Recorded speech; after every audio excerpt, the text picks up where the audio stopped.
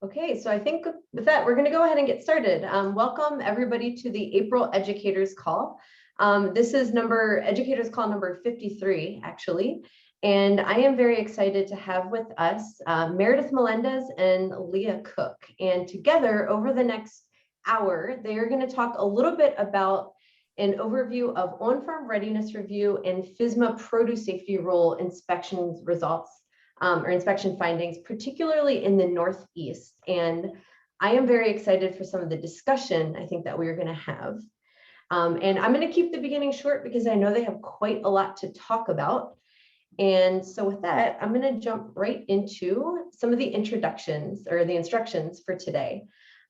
Just as a reminder for those of you who are new here, everybody is muted. We are in a webinar format, so you have the opportunity to unmute yourself.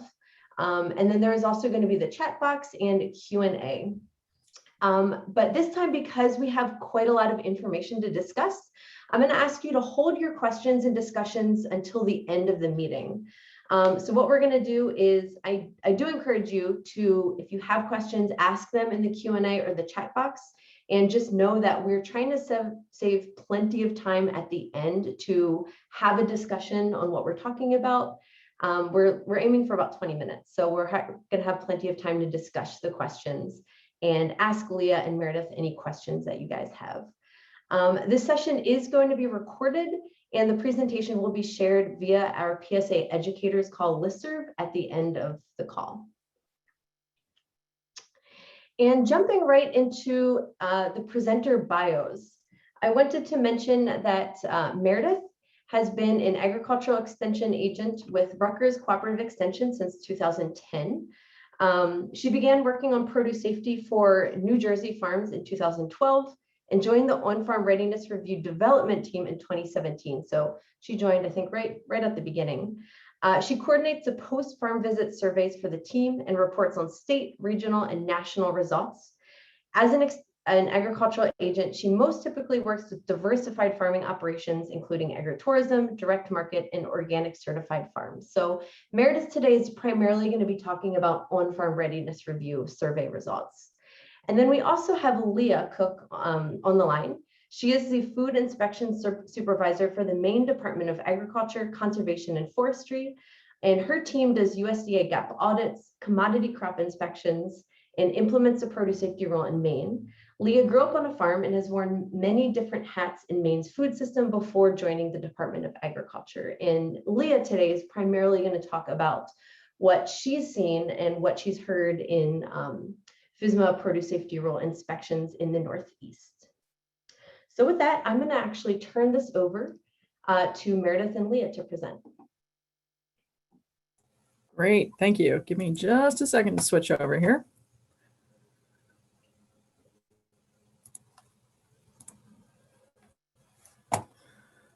Always takes a minute, all right? And you know what, Leah, as you get started, I'm going to go ahead and administer a poll question. And just so you know, Leah, we're seeing your notes section, so you might want to switch your screens there. So lame. Happens all the time. Okay, so while Leah is showing her screen, we did have a poll questions. We're just very curious for the attendees in the room, what some of your experiences are. So there's one question here. It is multiple selection, so you should be able to choose your top 3. But in your experience, what are the produce safety topics that growers find most confusing? And you will see here that I list the responses by subpart. And I'm going to go ahead and give you a minute or so to respond.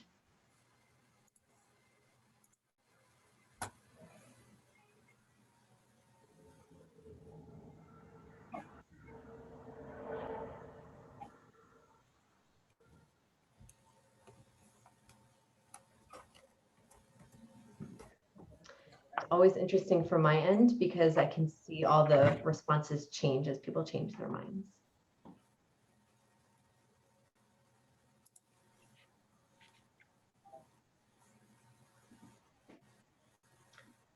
I'm going to give you about 5 more seconds. Responses are still coming in. Don, are you still seeing the notes screen or are you seeing the Nope, I see your screen, so it looks good. Awesome. Okay, so everybody should be able to see the poll results. Ooh, I guess there's not a big surprise here. So it looks like the top produce safety topic that growers find most confusing is agricultural water, subpart E, at 84%. And then we have, records, subpart O. And then let's see, soil amendments, subpart F. I think those are probably the top three. And then kind of coming in similarly, we have equipment, tools, buildings, and sanitation, subpart L, and so on and so forth. General provisions, including exemptions and exclusions. Very interesting. And I think you'll find that what Leah and Meredith talk about, there's going to be a lot of similarities here. Okay, Leah, it is all yours. Okay, just flag me down if we have any other technical issues going on. Perfect. All right, so today we're going to share a combination of regulators' perspectives from doing initial inspections in the field in the Northeast and some of the on-farm readiness review results from the same area. Oh, great.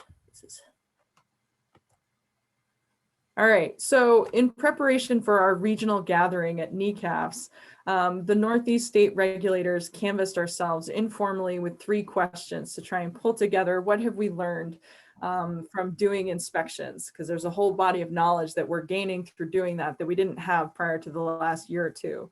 So the first question that we asked was, what common misunderstandings about food safety or the produce safety rule did farms have in 2020? The second was, what were the most common non-compliance issues that we observed during inspections? And then the last question that we asked were, which types of technical assistance did we see a need for in our states? This is super not quantitative. We had one person from each state generate what we thought off the top of our heads were our main responses to this. But it really pulled together a pretty interesting perspective for the region from all of the state regulators. And so after seeing this presentation at NECAFS, we thought it would be a great idea to sort of combine the readiness review results based on what we saw presented at the NECAFS meeting.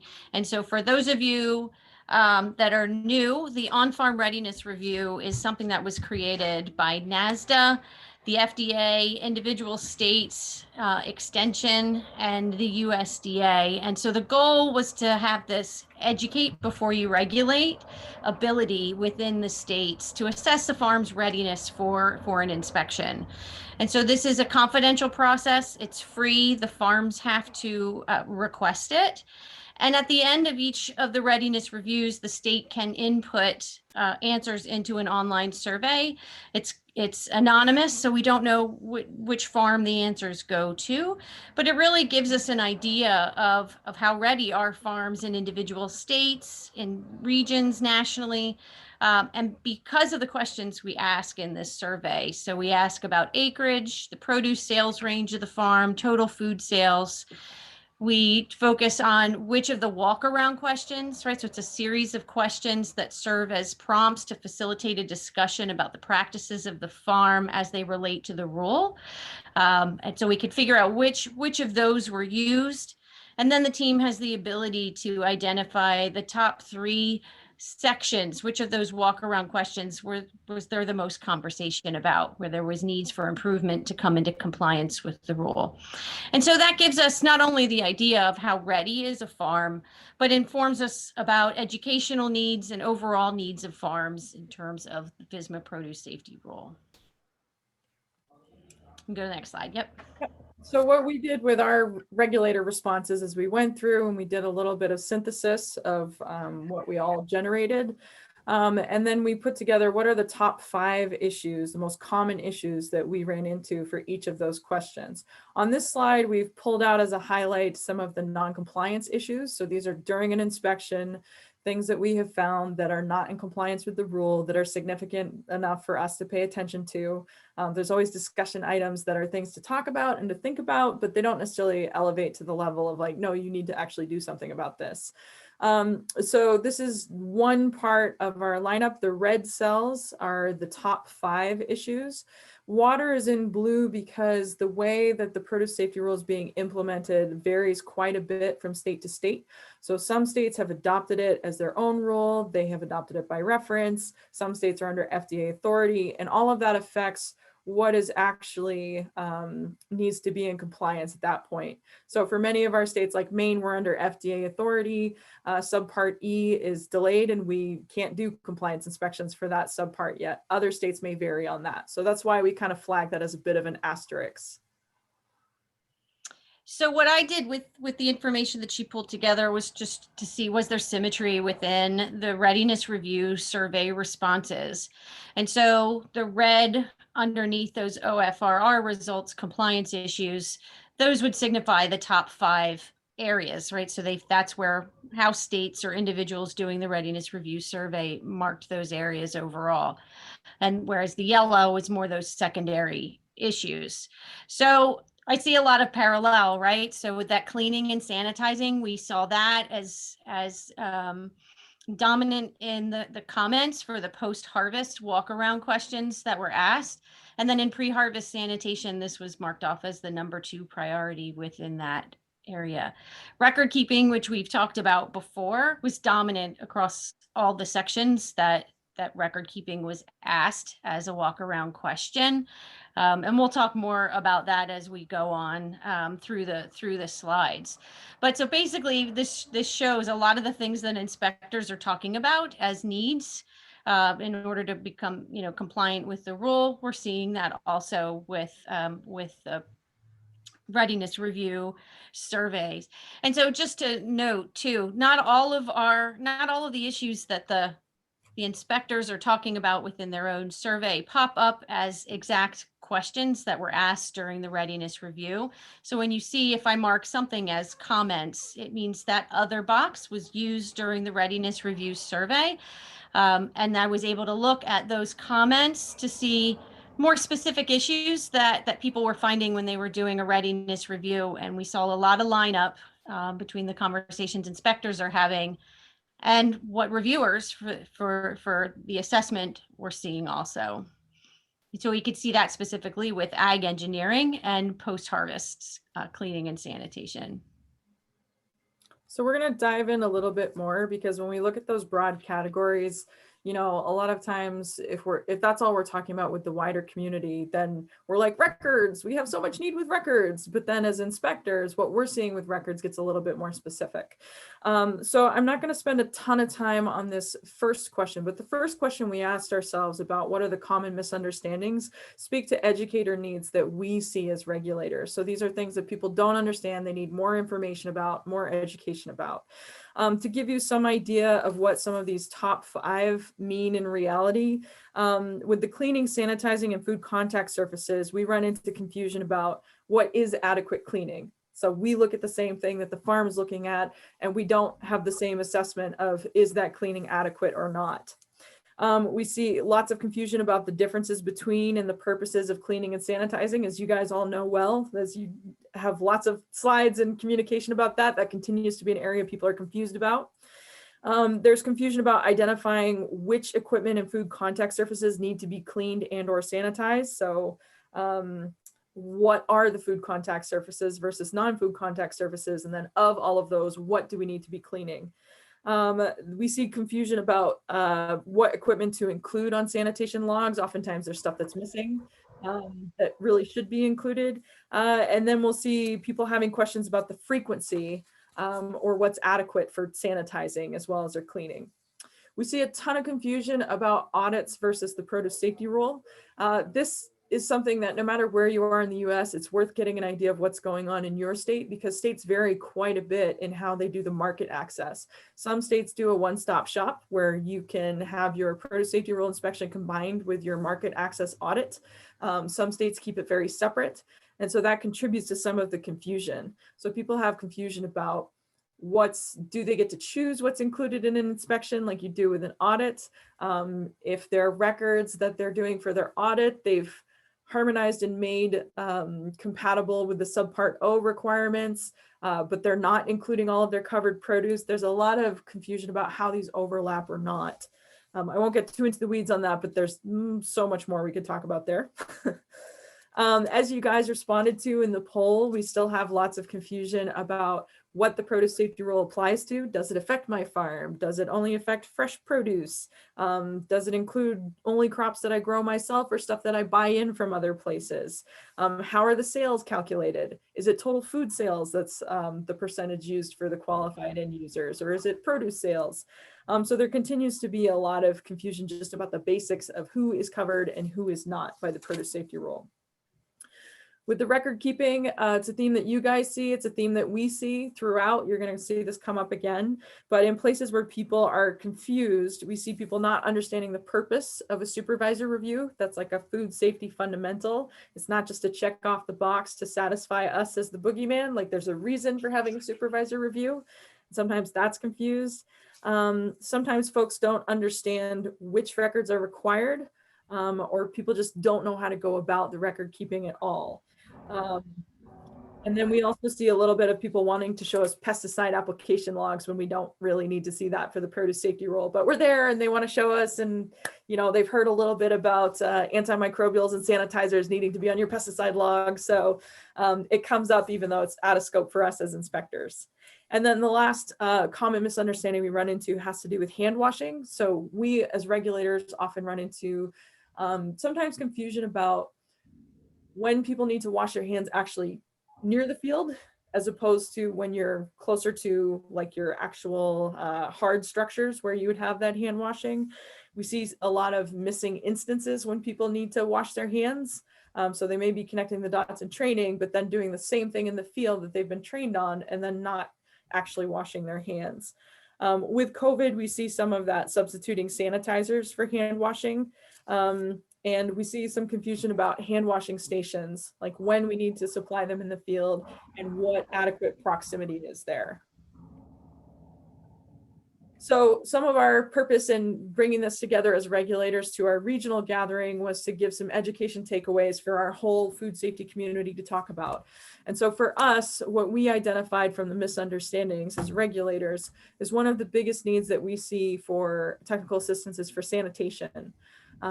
Training in sanitation fundamentals is still a major need. So like the basic literacy in sanitation, just some of those functional pieces still needs to be there. But then there's also a real desire and need for applied and operational sanitation technical assistance. So literally help me figure out, what do I do? How do I do it? When do I do it? How often do I do it? What do I use? That's not something as a regulator that we can really get into the weeds with them and give them that kind of technical assistance during an inspection. Some of our programs may have outreach capacity or education capacity before or after, but it's a limitation of our role as inspectors. The confusion about audits versus the produce safety rule suggests that we need to have some clear communication in our respective states, targeted at those auditee groups to differentiate between whatever the market access program is in the state and how the produce safety rule is being implemented. And then finally, record keeping is something that we see come up a lot with confusion, but from the regulator's perspective, we see that being addressed either through inspections or through one-on-one actual farmer coaching of like, let's get this set up, you know, let's use our versions and then modify them to fit what we've got going on, not necessarily just dropping more templates out there.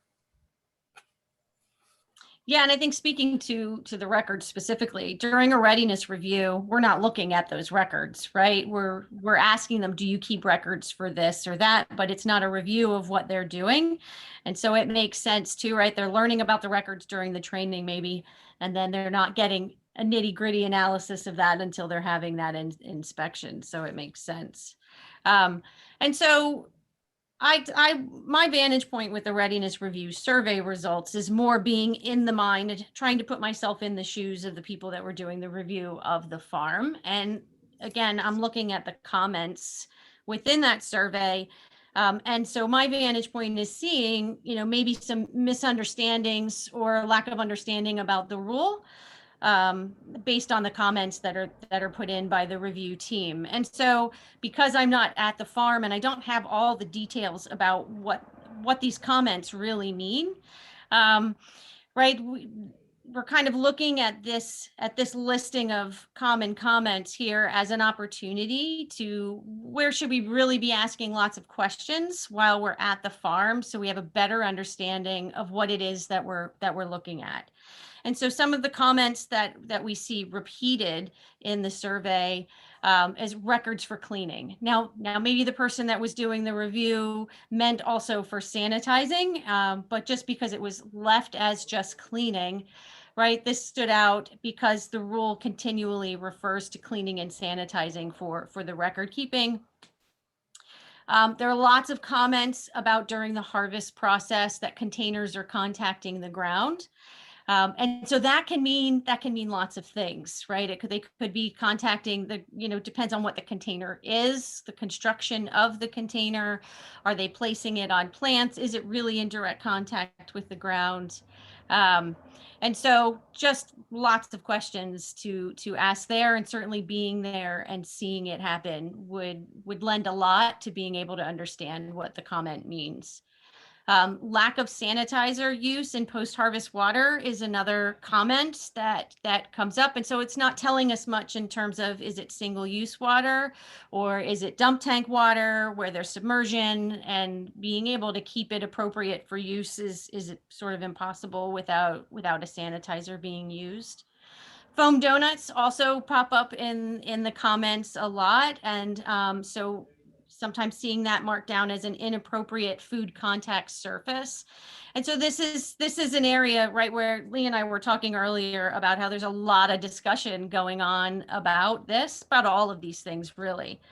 And how there's a need for improvement in terms of what are industry standards and what's available for growers to use as a replacement for these foam donuts.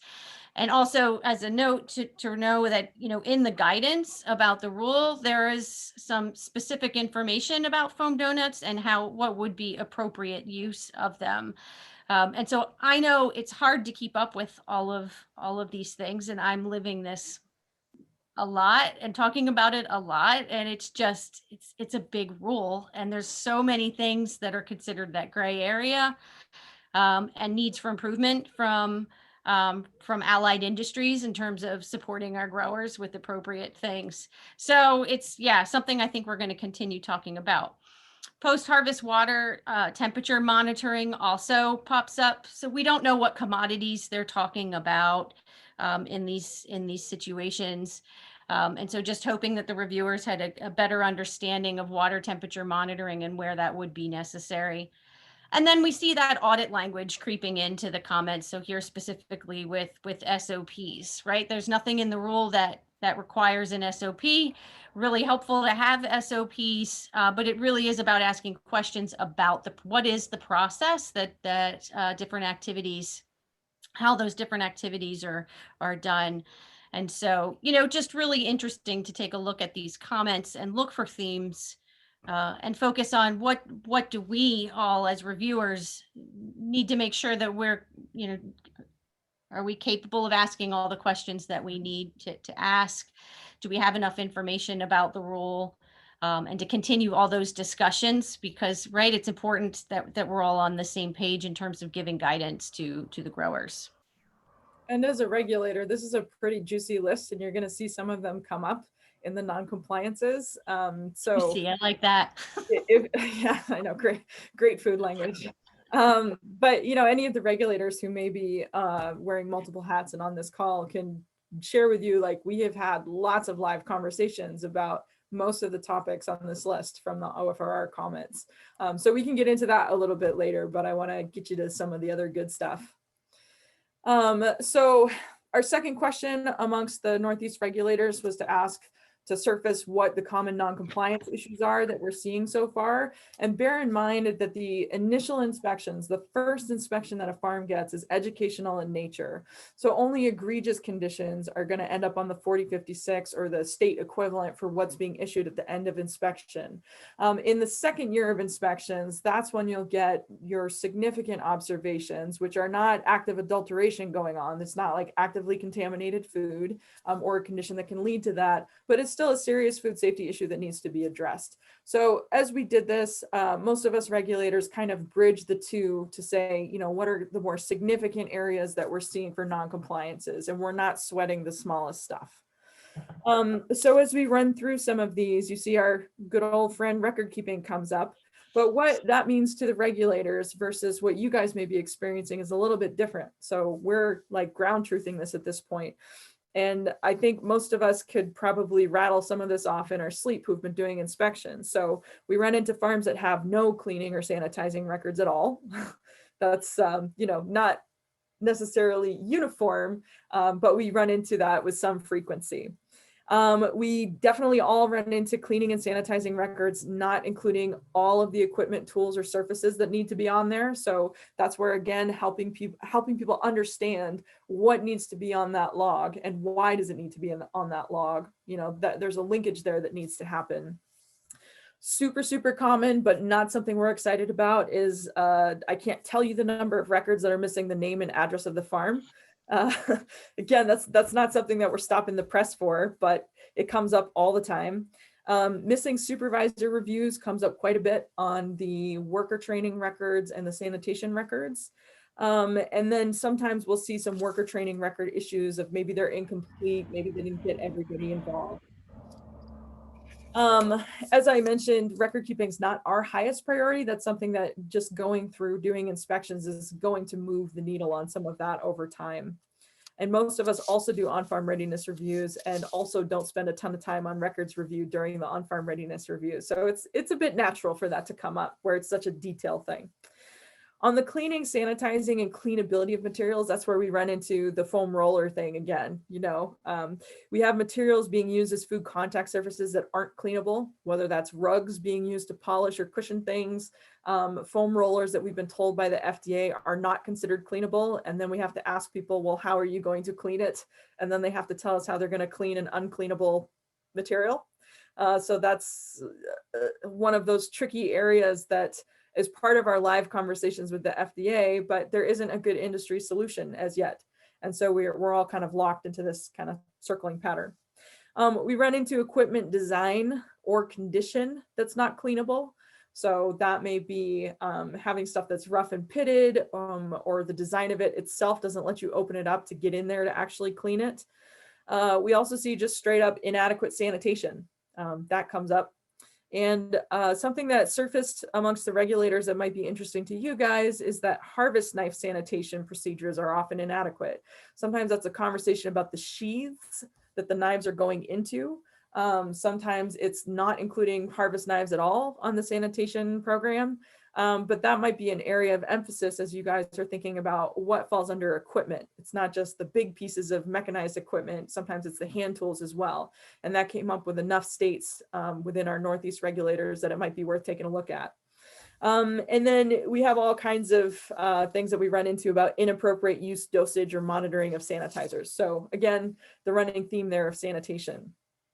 With worker training, we run into just a little bit of patchwork all over the place where there may not be adequate training for workers handling covered produce and some of the different things that they're supposed to do under the produce safety rule.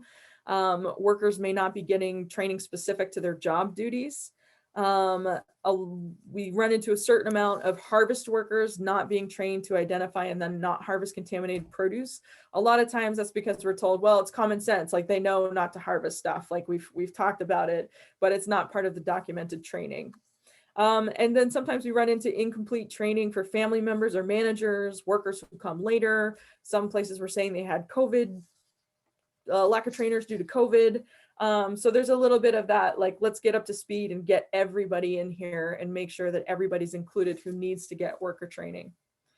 On the buildings and facilities, that's a bit of a grab bag all over the place. So there's stuff about condensation, some unplumbed cooling equipment, floors that may not be in cleanable condition, cooler materials or construction that's not easily cleanable, some stuff about animals, some hoses. It's just a little bit from every single part of subpart L that we run into. And then hand washing stations, we mentioned this before. We run into a little bit of either not having hand washing stations when we need them, not having them in close enough proximity so that they're practical to be used when they need to be. or not having them properly stocked. I mean, that kind of goes with the territory. And then we had a bit of a last asterisk on non-compliance issues with ag water. So again, states vary in how they're implementing that, whether they're under their state rule or they're under still the federal piece of that. So we had a little bit about inspection of water distribution systems and annual water system assessments, certificates of compliance for water, stuff like that. But you know, that's a little bit special since it's not actually in effect at the federal level. So then our takeaways from the non-compliance issues, record keeping comes up a lot, but we think those will resolve through inspections and repeated observations. That's just going to take care of itself from a regulator perspective. It looks to us like growers may need additional resources on sanitary design and the construction of their equipment and buildings, which goes a little bit outside of some of what they've been able to access really broadly across the entire region. Growers might need employer training to be able to deliver their own worker training. And we'll talk a little bit more about this in technical assistance. The part about needing to build general familiarity with subpart L, again, that's buildings and facilities. There's a lot of stuff in there that is not new to the food system as a whole.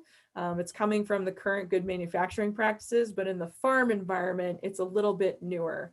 So there's just some basic familiarity that needs to be built up there about how do we go about pest control. Oh, we have to keep things away from the wall so we can monitor for pests. Okay, just some things like that. And then there's a little bit of, we got to be talking to each other as educators and regulators to calibrate on some of this, because you guys, if you're going to give advice or recommendations on what's close enough proximity for a hand washing station, then you probably need to know how we're looking at that as regulators. And that's a somewhat subjective thing. So that might be a little bit more challenging. Yeah, so when I saw these takeaway points that Leah had put up, I was just sort of like, yep. They matched up with what we're seeing with the readiness reviews. And so on the right-hand side there, you're seeing the top 5 issues for the Northeast on readiness reviews that were conducted. And so I figured this out by looking at the number of times a certain walk-around question document was used on a farm, and compared that with how often was it a top 3 priority for that farm operation. And then underneath, you can see the top 2 issues that popped up for each of those walk around questions when they were that top 3 priority. So, right, we see record keeping pop up in there pretty regularly. The construction and maintenance of buildings, walls, drained and ceilings, which sort of goes back to that subpart L conversation.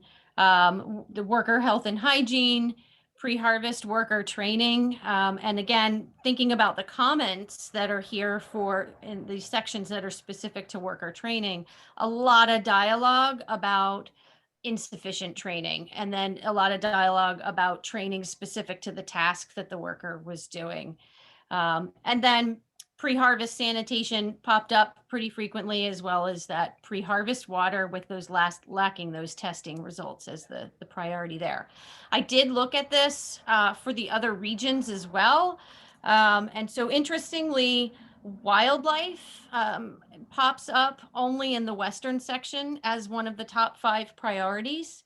And then harvest worker training and harvest sanitation pop into the top 5 for the Western, Southern, and North Central regions. So that's where sort of the Northeast is a little bit different than the other regions.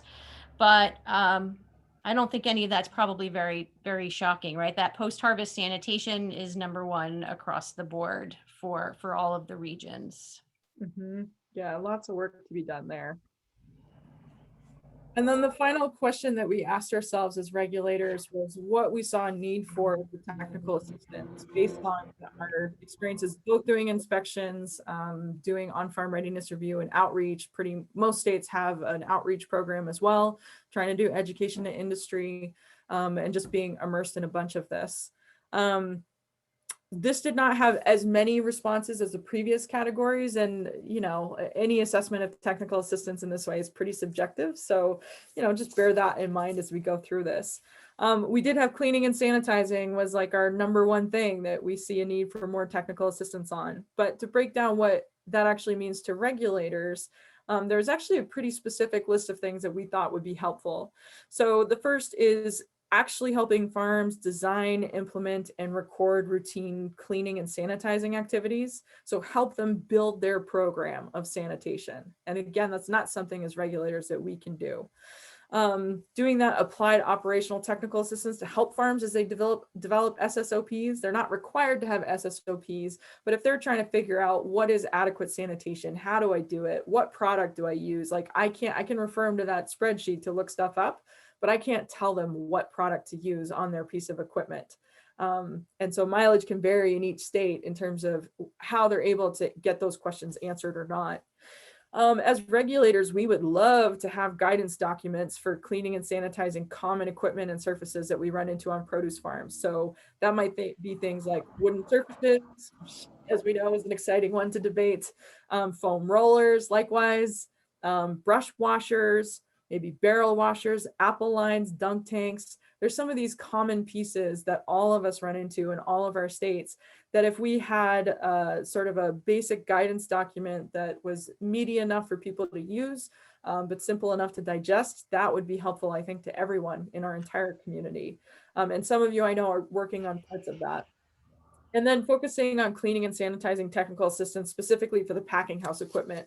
That's usually the area that we get asked about, and I'm sure you guys have run into that as well.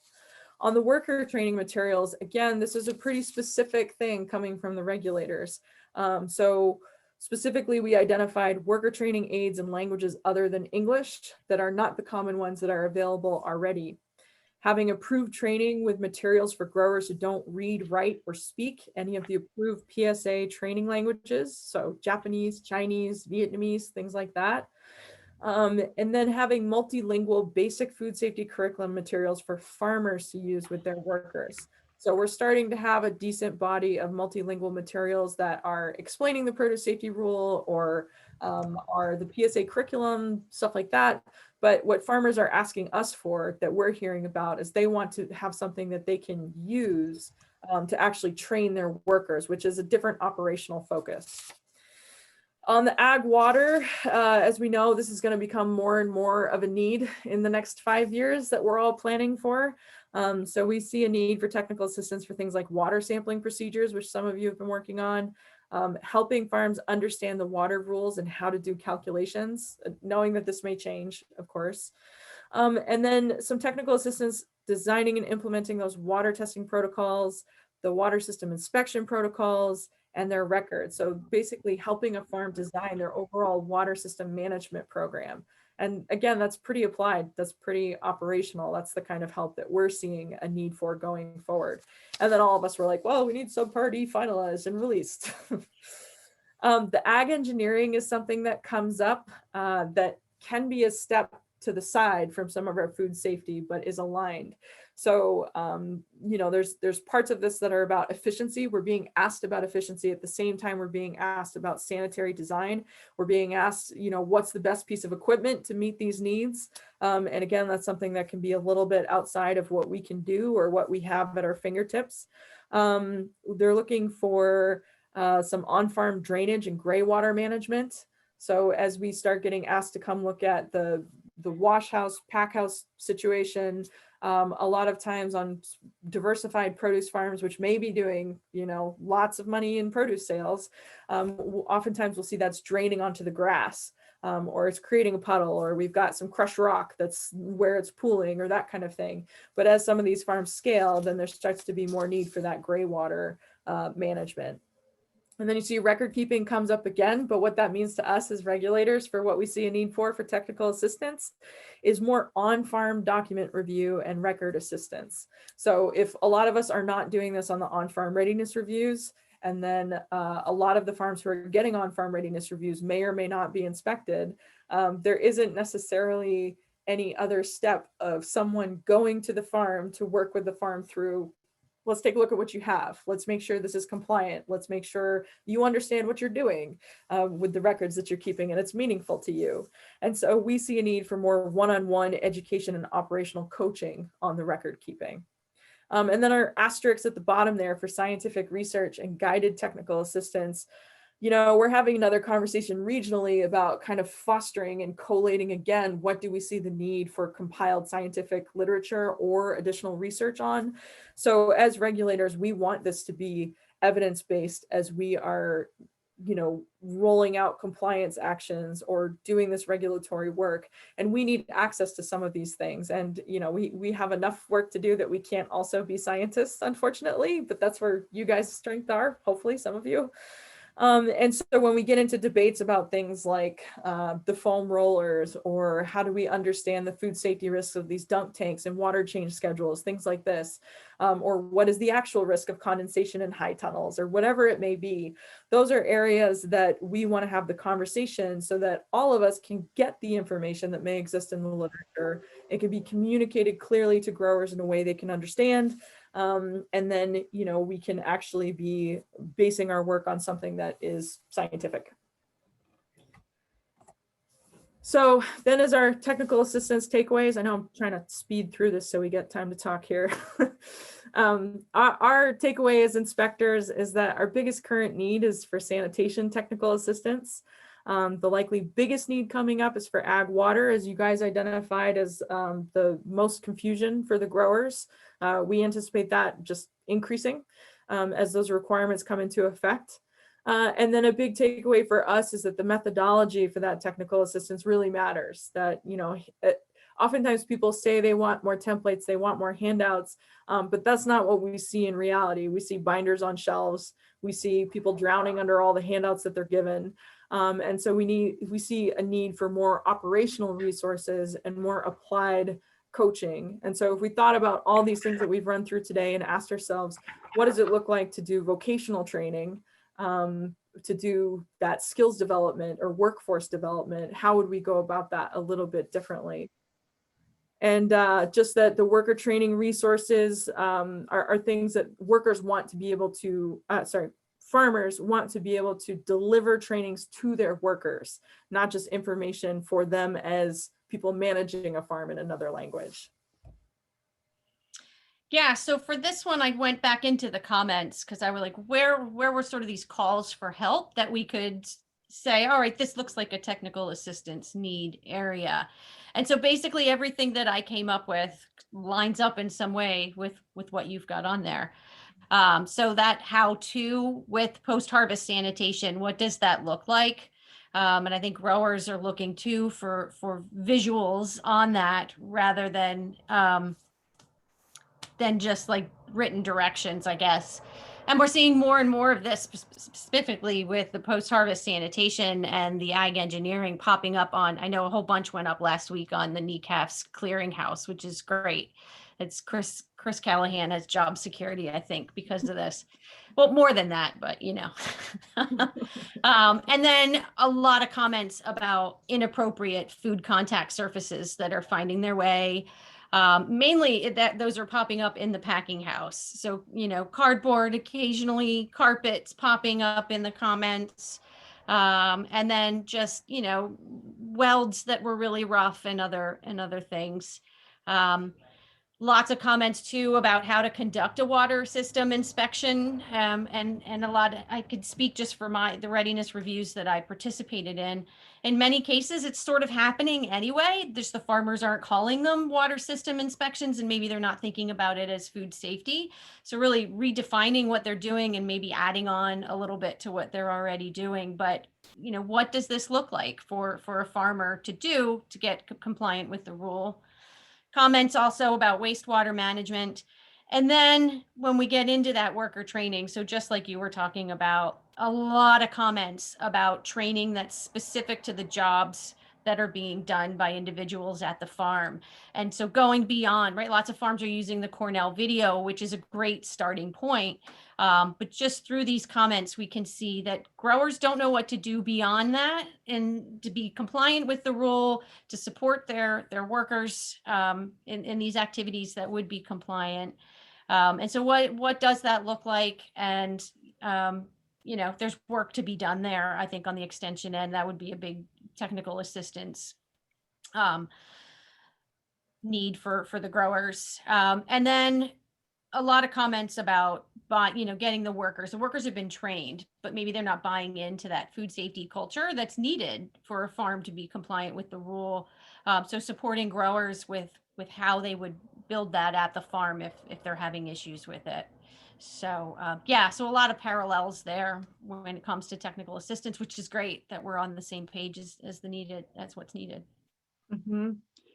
Yeah, and some of that exists in other parts of the food system, and I won't go into this too long, but there's a lot of good materials about how to develop a food safety culture that's pre-existing in the more processing sector, right? So for any of you at Extension, who amongst your team is already doing work with processing companies or value-added or meat producers? Because some of that body of knowledge and discipline exists that we could borrow from without having to reinvent it. And I would say that, if farmers aren't sure of what worker training looks like beyond the Cornell video, or we're not seeing adequate training for their duties, then that suggests a question to us of, does the farm fully understand what they need to do for the food safety system? And I think what we see as regulators is, now that we have the benefit of a whole series of years to look at the work that we've been doing with the produce safety rule, and now a couple of years of inspections, we can take a look and think, okay, have we been teaching to the test being the inspection? Have we been teaching people the requirements of the rule? And do people actually understand what they need to do and why and how it connects? So, I think we've all been doing great work on that front, but it does sort of beg the question about, what does it look like to really make someone confident in their food safety system, not just compliant when we show up? So then, as we synthesized all of this as regulators, and then we took it to our regional meeting and used it as the basis for 3 days or 2 days of workshops to really flesh out these ideas. One of our punchlines is, not every issue that we've talked about is going to be addressed through the same channels. Some of that will happen through education outreach. Some of it will happen through the inspection process. Some of it is a question of, what's the resourcing of the farm and what's the prioritization of the farm. If the farm doesn't have money to make a change to their equipment, well, I can write them up all they want, but they might not be able to do anything about it. So there's a whole context, and there's different channels that we can use to address these. The sanitation and sanitary design is something that is interrelated, that comes up again and again, and it needs all of us working on it in every channel that we have, is our takeaway. The record keeping issues are super common, but we don't consider them the highest priority as regulators unless they're totally missing. Then that obviously gets our attention, because if there were ever a problem, we have no clean breaks or anything like that. But generally speaking, we're not overexcited about the record keeping. Ag water, we are quite excited about looking down the road. We see that as a huge need and a huge priority once that subpart E is finalized. So we're anticipating that all of us are going to be talking way more about water down the road. We see a real need for specific individualized resources. So actually getting to the farm level and adapting things and making sure it's embedded in the operation so people understand what they're doing and they have something that works for them. And then it's really important for everybody to understand what is the regulatory and market access environment that you're in, both in your state and your region, because in Maine, it's totally different than most of the states that we are right nearby. And so that's something as an educator, that if you are trying to navigate in this space where people may have confusion about different things, it helps you recognize what's going on and what you're hearing, just like hearing a different language. So that helps to get to know what's going on in your region. And then finally, a huge takeaway for us and a huge focus of NECAFs this year was, we need a routine mechanism so we can communicate this kind of information between the regulators and the educators, so we have shared visibility and direction to our work. Because now, as I said, we have this whole new body of knowledge that we didn't have before, and it's been informative to us, but sometimes we can forget that as regulators because we're in all of those channels. And so finding a way that we can do this on a regular basis in a way that's useful is pretty important for us to figure out, so that we're helping the entire region move forward to just better food safety across the board. Yeah, and so I think for some of my final thoughts, right, for those of you that are doing the readiness reviews, right, you've seen the diversity of farms that this rule is impacting, and the diversity of farms that that are requesting the readiness reviews, right? We've got first timers, we've got agritourism who may be not used to having a production end of things review, but maybe used to having the health department for bakeries or whatever else is going on in the farm. So they speak the language sort of through to farms that are having multiple audits in the year. And I think what I've learned through all of that, right? One is farmers are innovative. And so it's amazing what I learned from them in the process.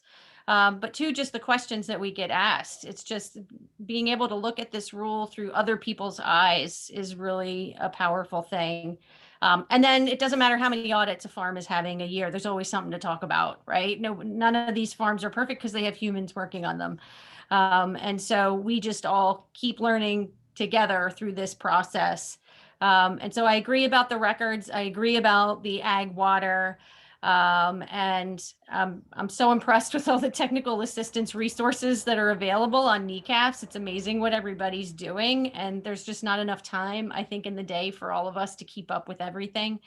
So I do use that search feature a lot, but there's still more that needs to be done. And I think this conversation, right, about what inspectors are seeing, what we're seeing with the readiness review, what technical assistance providers are seeing with the work that's being done, right? We've got to facilitate more communication because, right, it starts at the state level, but then the region. And so I think it was just wonderful that you were able to present this survey that you did at NECAFs, and then we can talk about this today. And hopefully this is the catalyst for even more dialogue so we can better support the industry. Definitely. Donna, do you want to take the slides back or you want me to? Sure. We can, I'm gonna actually stop and open it up to any questions first. But then I'm more than happy to take the slides back. So there was a question from Karen. I'm looking at the chat box and I think Meredith, this is probably to you, but maybe speaking for the OFR team or other states. But Karen Ullman from Washington State asks if other states plan to continue to conduct on-farm readiness reviews in this new round of CAP funding. Do you happen to see continued demand? Well, I mean, I can't speak for the states, but I can speak for the development team in that we have been doing online trainings. What have we done? 3, 4 so far. We have at least 2 more scheduled with people, with them being booked with people. So I think that's a positive sign that the readiness reviews are going to continue pretty robustly, just based on the people that are taking the time to get trained in order to do it.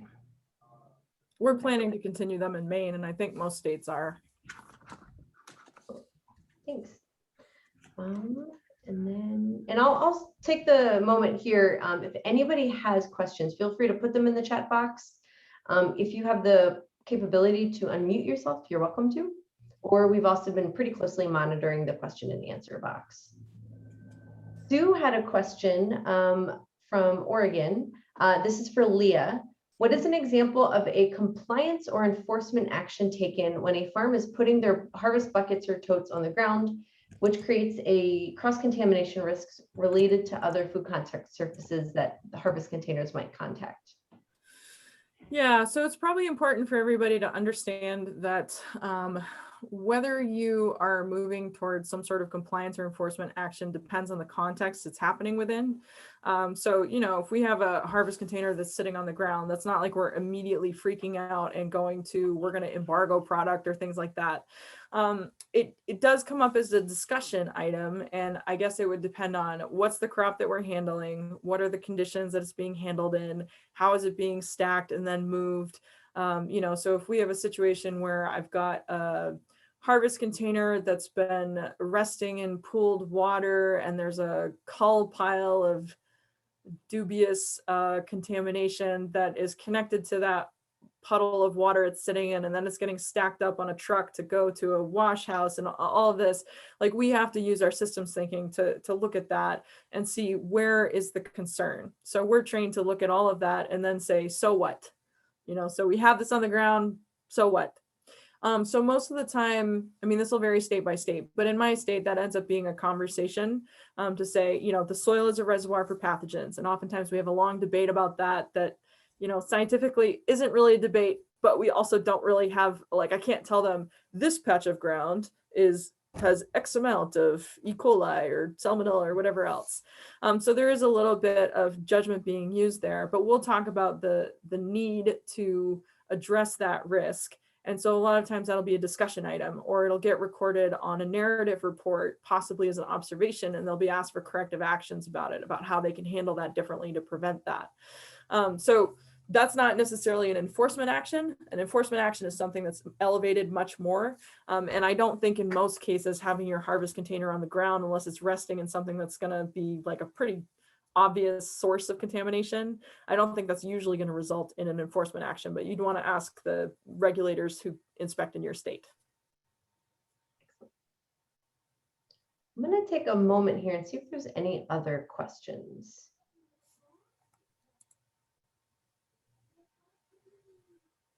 There was some clarification in the Q&A asking about where foam donuts might be addressed in the rule. That's actually mentioned in guidance. I think Gretchen dropped the link. Anybody not familiar with the draft guidance document, that's in the question and answer section.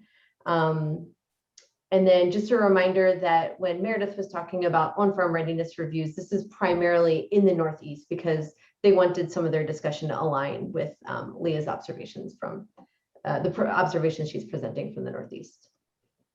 Donna, there was also a comment in the chat box from Brent about the fact that farmers are disappointed that OFRRs do not look at records. And I just want to say that I know it's been definitely a topic in the discussion about what OFRRs do and do not do.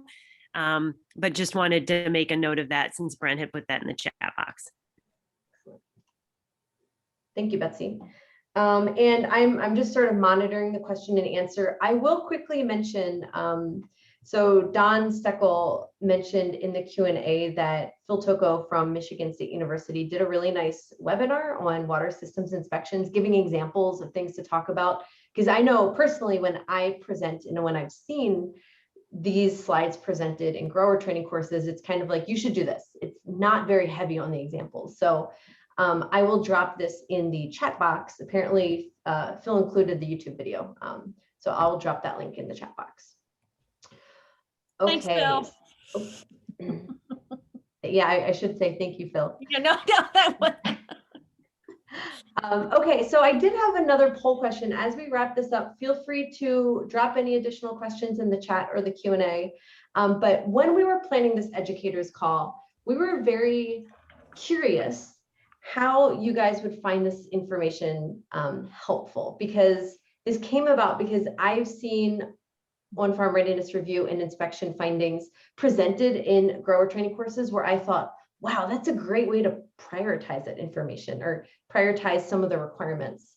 So we were just curious, no promises, but we were curious as attendees and produce safety educators, would you consider incorporating this type of information on-farm readiness review survey, inspection findings into grower training courses, particularly if there were supplemental slide sets or optional resources made that you could easily reference.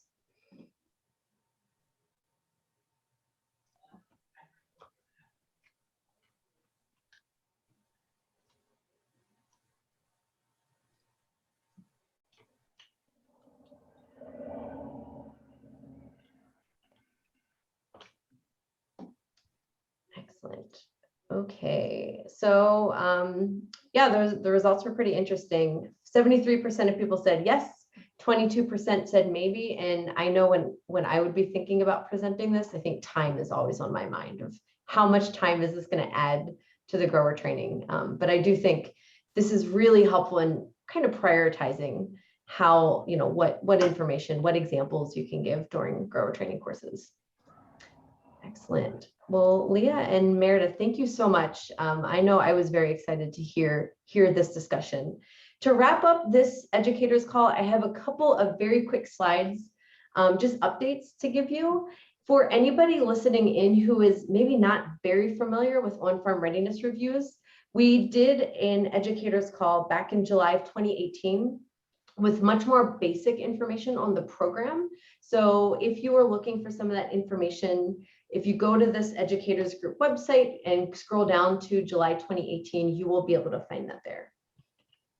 The other thing I wanted to mention was the Produce Safety Alliance team is hiring. So we are hiring a new PSA Spanish language extension associate. There is a link, I believe Tommy was going to drop it in the chat box for the position description. This is also on our social media accounts and our homepage on the PSA website on the right-hand side.